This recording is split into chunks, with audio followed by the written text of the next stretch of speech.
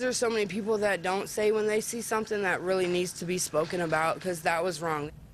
Now at 6, a witness talks. A woman who says she saw police shoot and kill a man outside a Fort Wayne bar tells a much different story about the night than officers do.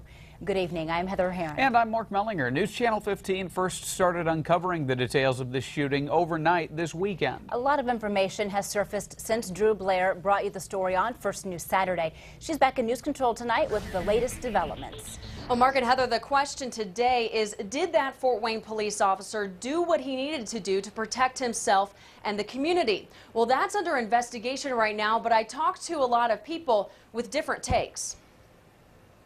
No, not Fetty. He was just sitting at our table about to go sing a song. So, yeah, I was in a daze still. The name scrawled on the wall of Broadway Joe's Tavern today, Fetty, a nickname for the man shot to death, feet from his now makeshift memorial.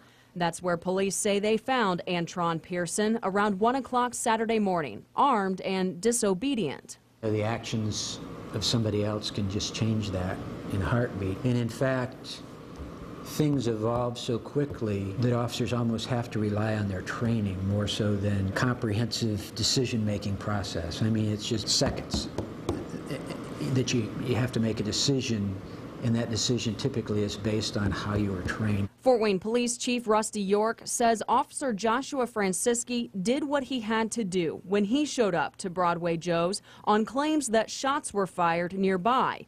The decision to shoot came when the officer told Pearson to freeze, drop a weapon, and he didn't. This individual was armed. The firearm we got from the scene was loaded, and he did have the encounter with the officer responding to a shot that was fired. Ashley Hunkins doesn't recall the same story. Nobody's ever known him to have a gun. He's not that type of guy. There was nobody knew anything about a gun at all that night. Hunkins knew Pearson as a fellow tavern regular. The eyewitness stood outside when her friend died.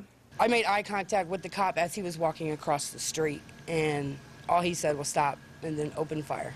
She calls the death an unjustified killing of an unarmed man, a claim to be investigated. There's always misinformation, a flurry of misinformation that comes out, and that's our job to get down to the facts. The officer is now on administrative leave, which is police policy. Live in News Control, Drew Blair, News Channel 15.